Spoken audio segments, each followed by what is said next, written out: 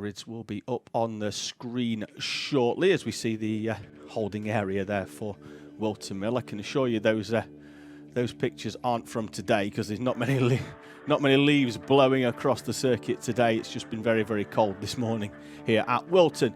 Thomas Wilkins starts on pole position alongside the 14 of Amy Frame. They haven't done any practice so far this weekend. They're coming straight into race day cold. Let's see how Amy does with Christian Oblang and Sebastian Pereira on row number 2. Reese Knight and Harrison Johns start on row number 3.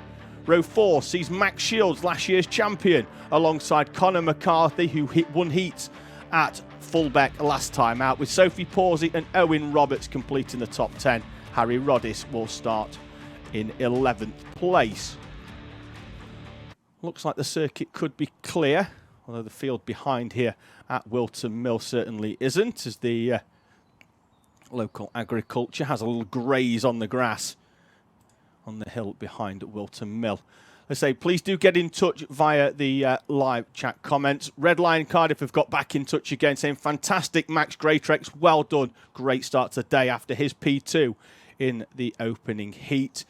Other comments just coming in, just saying, asking whether the driver is okay. Well, it certainly looked like it. It was the driver of the number 50, Max Gilman. So if you are watching out for Max, he did seem to be okay. He was out of the cart, standing as well, and was looking around with both mum, dad and the medical team there as well. We hope that cart can be fixed, and we wish Max all the very best and hope he can get back out later on in the day. I say there was quite an intense battle going on there between all of those drivers in that midfield pack, and it looked like it was unfortunate for Max Gilman, who, despite the fact that he does have a hell of a lot of pace, has not had the look that really that pace has deserved in CKC so far this season. He's had a difficult days at Fullbeck because getting caught up in incidents that happened in front of him in them tight chicanes at the Lincolnshire circuit, and it looks like today he's not starting off quite as well for Max Gilman, the youngster from Rotherham, not having the look that potentially his pace deserves. That is Junior Pro Kart getting themselves ready. The gold helmet on the left side from our reigning champion Max Shields. He'll be out in 2 classes today, so 8 races for the youngster from Wetherby. He's got 4 in Junior Pro Kart, 4 in Junior Rotax as well. He's got a double podium at Fullbeck, 2nd in Pro Kart, 2nd as well in Rotax. So we just await the green light at the end of the pit lane to get everybody out onto the circuit.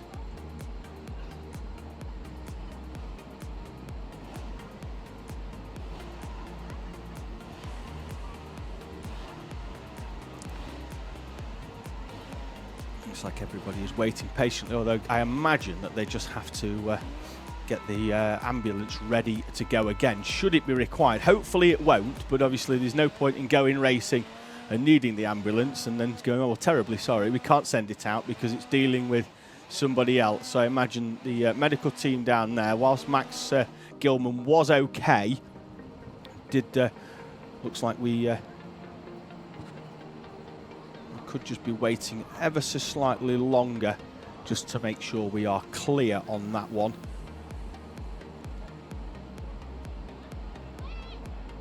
This for me, when I back in the days when I used to don the helmet, was that racing drivers are notoriously impatient, hence why most of them are looking around trying to find somebody that's going to give them the go ahead. And there we go, they start moving. We can hear just behind the commentary box here, you sort of hear the engines go about half a second before they move on the screen. So I heard the rumble going, but yeah, racing drivers notoriously impatient. They do like to get going, as Max Shields is already sliding that kart round the Crook Complex corner, that right-hander where we had the incident earlier on. You can see it in the background there. There's a big concrete runoff, but if you get it on the grass, that grass pulls you towards the tyre wall, unfortunately, and once you're in, sadly, you are in. So the drivers then making their way round.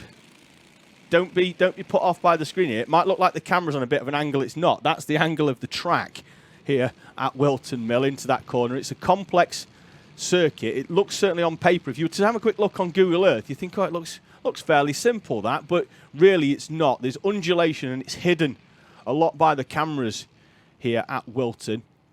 And that run down into Ashby's, not only is it downhill, it's slightly downhill to one side as well, and then it's a heavy braking zone. Very easy to catch drivers out. That's why there's a fairly big runoff. I mean, I know that the camera guy down there has decided now that he's going to have a bit of a. I don't know how we've managed to do that. That's a static camera down there. So that's the director. He thinks he's funnier than what he is. Grid of junior pro karts then getting sorted as our pole sitter Tom Wilkins. I think it looks like he might have a problem now with his engine. I think he's asking the start line marshal if he can give it a quick pull. Looks like one of these might have stalled. These Honda GX200 engines. I don't know whether he was just asking for a check or whether he was asking that for that to go.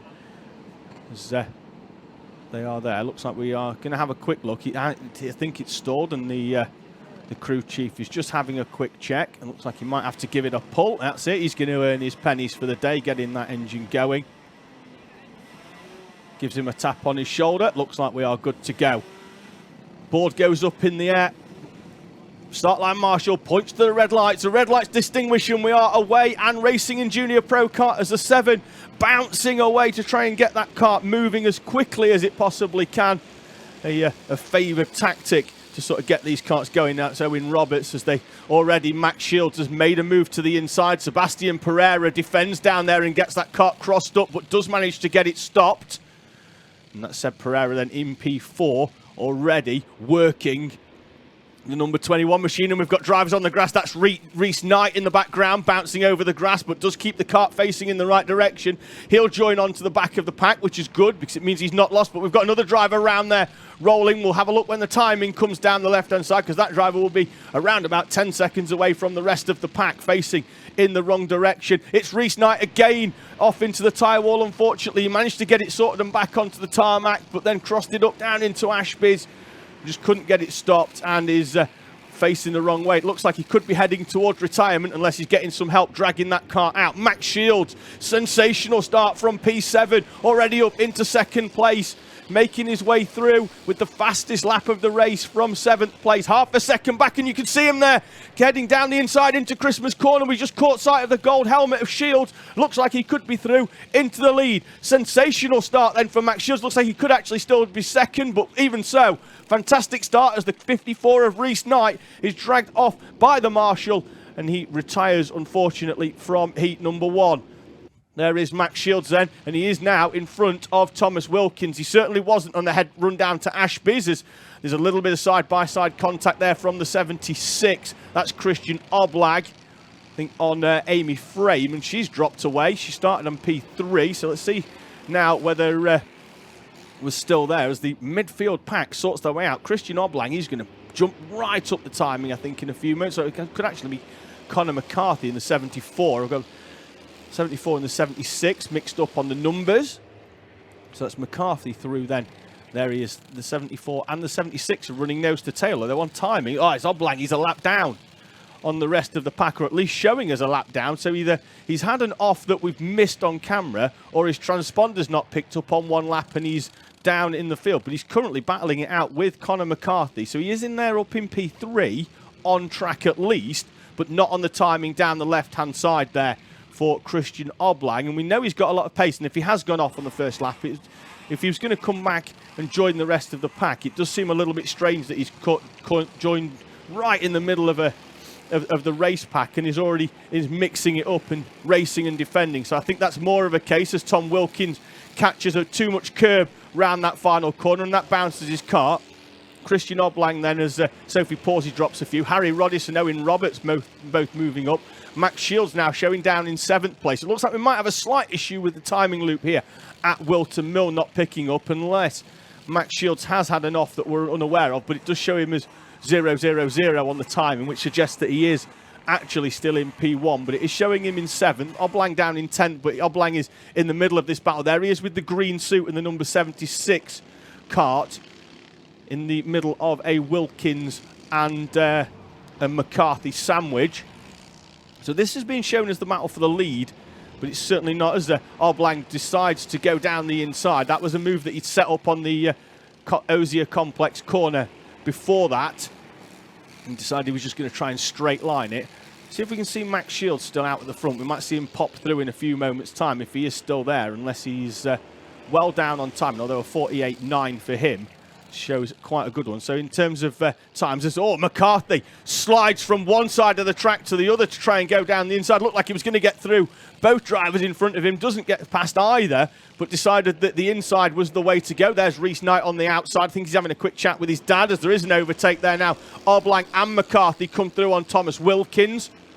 Both of them, as Oblong punches the hole through, and Conor McCarthy takes full advantage. And Seb Pereira now catching up, I think the 21 in the background, closing in on the back of Thomas Wilkins. So I think we have an issue on timing at the moment, because now Christian Oblong is showing us 2 laps down, and we certainly haven't lost 2, as Wilkins goes wide and allows Sebastian Pereira to come through. Max Shields sets the fastest lap of the race with a 52.4, still showing down in P8, despite the fact that we think he's about half a lap in front, because he's disappeared into the distance as everybody else is battling. He's come through from P7, got in the lead and disappeared, but we think we do have a timing issue here at Whilton. I do apologise for that down the on the left-hand side of the screen, is that we are fairly sure Max Shields is leading. This is your battle for second and third, with Seb Pereira there in the white, blue and black Kart in 4th place. So we'll call it as it is on screen, and then we'll get some confirmation slightly later on when we figure it out in the final result standings here at Whilton Mill. We're obviously covering some races.